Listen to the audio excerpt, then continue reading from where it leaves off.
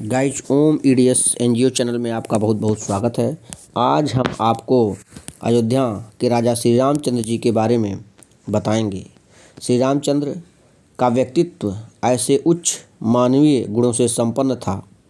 आज भी उनका जीवन आदर्श मनुष्य बनने की प्रेरणा देने वाला अक्षय स्रोत बना हुआ है। श्री रामचंद्र जी के जीवन की मुख्य घटनाओं तथा प्रसंगों से उनके चरित्र की श्रेष्ठता का पता चलता है। जैसा कि आप जानते हैं, अयोध्या के श्री रामचंद्र जी राजा दशरथ के पुत्र थे।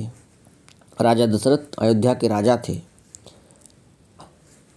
अयोध्या के महाराज दशरथ के वे सबसे बड़े पुत्र थे। श्री रामचंद्र के भाई भरत, लक्ष्मण तथा शत्रुघ्न उनके साथ अत्यधिक प्रेम तथा सम्मानपूर्ण व्यवहार करते थे।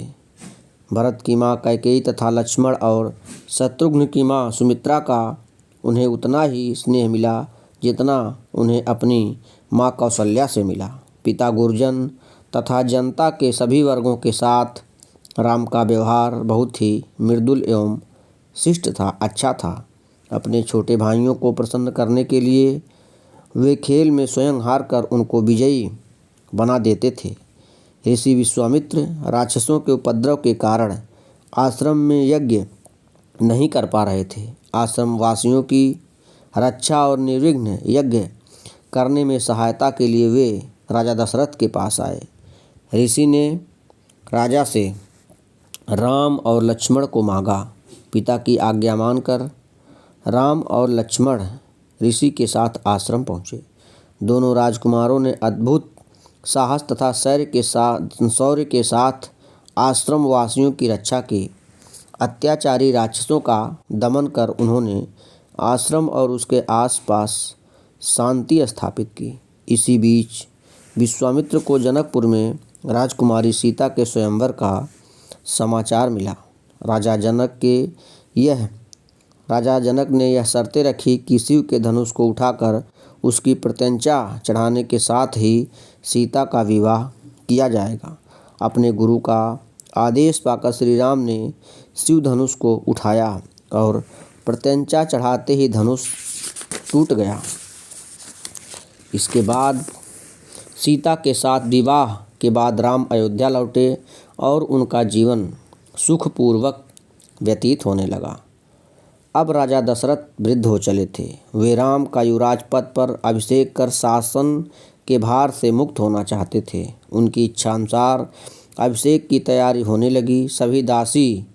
तभी दासी मंथरा ने कैकेयी के कान भरे। मंथरा के बहकावे में आकर कैकेयी ने राजा से 2 वर मांगे, जिनके लिए राजा दशरथ पहले वचन दे चुके थे। इन वरों का संबंध देवासुर संग्राम की घटनाओं से था। उसमें दशरथ ने देवों के पक्ष में असुरों के विरुद्ध युद्ध किया था। युद्धस्थल में कैकेयी ने बड़े साहस के साथ राजा की सहायता की थी।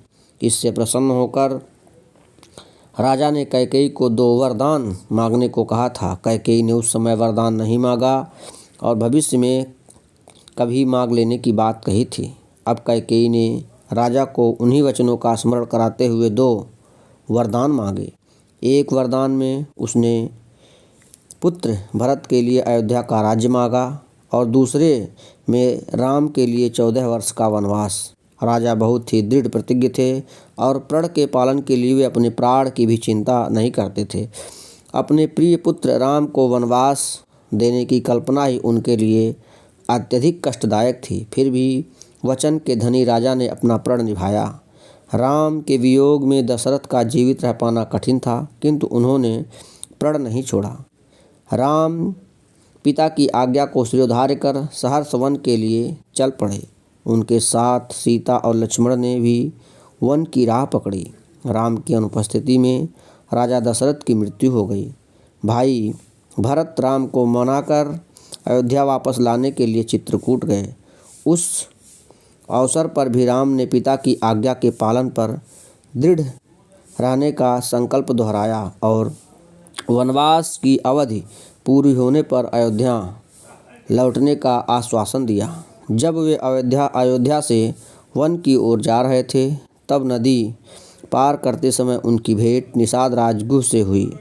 गुह ने भाव विभोर होकर उनका स्वागत किया। रामचंद्र जी ने उनके अपनेपन के भाव को सम्मान दिया और वे गले लगकर उनसे मिले। भीलनी सबरी के आतिथ्य को भी उन्होंने सहर्ष स्वीकार किया। इन उदाहरणों से पता चलता है कि वे छुआछूत या ऊंच नीच की भावना से किसी के साथ व्यवहार नहीं करते थे। वनवास की अवधि में श्री रामचंद्र को अनेक बार कठिन परिस्थितियों का सामना भी करना पड़ा। जब वे पंचवटी में कुटीर बनाकर रह रहे थे, तब लंका के राजा रावण की बहन सुपर्णखा वहां आई। रामचंद्र जी को देखकर वह आकृष्ट हुई और उसने उनके साथ विवाह का प्रस्ताव रखा। रामचंद्र जी विवाहित थे और उनकी पत्नी सीता जी उनके साथ थी। उन्होंने शूर्पणखा के प्रस्ताव को ठुकरा दिया। शूर्पणखा के हठ के कारण लक्ष्मण जी ने उसे दंडित किया तो वह क्रुद्ध होकर रावण के पास पहुंची। रावण उसके अपमान से बहुत क्रोधित हुआ। रावण ने छल पूर्वक सीता जी का अपहरण किया। रामचंद्र जी ने सीता जी की खोज की। हनुमान ने लंका जाकर सीता जी का पता लगाया। रामचंद्र जी ने अंगद को लंका भेजकर शांतिपूर्वक सीता जी को वापस पाने का प्रयत्न किया, किंतु घमंड के चूर में रावण ने कोई ध्यान नहीं दिया। अंत में युद्ध की स्थिति आ पहुंची। संकट की इस स्थिति में रामचंद्र जी ने अयोध्या से कोई सहायता नहीं मांगी। उन्होंने भरत को इस संबंध में कोई समाचार नहीं भेजा। किष्किंधा के राजा सुग्रीव और अंगद, हनुमान आदि की सहायता से उन्होंने अपनी सेना तैयार की और अपने बाहुबल से रावण को युद्ध में परास्त किया। यह उनके स्वावलंबन तथा आत्मबल का अनुपम उदाहरण है। रामचंद्र जी ने लंका पर विजय प्राप्त करने के बाद वहाँ का राज्य रावण के भाई विभीषण को सौंप दिया। इससे पहले किष्किंधा के राजा बलि को हराने के बाद उन्होंने वहाँ का राज्य उसके भाई सुग्रीव को सौंप दिया था। यह निर्णय बहुत ही बुद्धिमत्तापूर्ण और दूरदर्शितापूर्ण था। सीता जी और लक्ष्मण के साथ रामचंद्र जी अयोध्या लौटे तो जनता ने उनका हार्दिक स्वागत किया। बहुत धूमधाम से रामचंद्र जी का राज्याभिषेक हुआ। उनकी अनुपस्थिति में भरत ने अयोध्या के राज्य को धरोहर की तरह सुरक्षित रखा और शासन का संचालन किया। रामचंद्र जी ने शासन की उत्तम व्यवस्था की। उन्होंने जनता की सुख सुविधा का इतना अच्छा प्रबंध किया कि किसी व्यक्ति को कोई कष्ट नहीं था। सब स्वस्थ तथा सुखी थे और आनंदपूर्ण जीवन व्यतीत करते थे। यदि समाज के सभी वर्गों और व्यक्तियों की आवश्यकताओं को पूरा करने की उत्तम व्यवस्था हो जाए तो शांति और सुख की स्थिति आ जाती है। रामचंद्र जी के राज्य में शासन की ऐसी ही व्यवस्था की गई थी। उत्तम भोजन, आवास तथा रहन सहन, शिक्षा, स्वास्थ्य, रक्षा, मनोरंजन आदि की सुविधाएं सबको सुलभ थीं। फलस्वरूप कोई रोगग्रस्त नहीं होता था। सब मन लगाकर अपना अपना काम करते थे। अन्न, फल, दूध, घी आदि पर्याप्त उत्पादन होता था।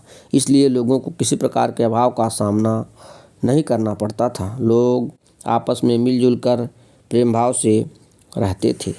रामचंद्र जी के राज्य में जनता को वे सभी सुख सुविधाएं सुलभ थीं जिनकी आज के लोक कल्याणकारी राज्य में कामना की जाती है। इसलिए राम राज्य लोक कल्याणकारी राज्य का पर्याय बन गया है। तुलसीदास जी ने रामचरितमानस में राम राज्य का विशद वर्णन किया है। महात्मा गांधी भी राम राज्य की उत्तम व्यवस्था से बहुत प्रभावित थे। इसलिए उन्होंने भारत में राम राज्य की स्थापना का आदर्श सामने रखा और उसी के लिए जीवन भर प्रयास किया।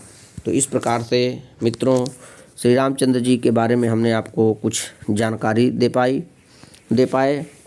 तो वीडियो अच्छा लगे मित्रों तो इसको लोगों को शेयर करें, हमारे चैनल को लाइक करें, सब्सक्राइब करें एंड बेल आइकन प्रेस करें। Thanks for watching this video.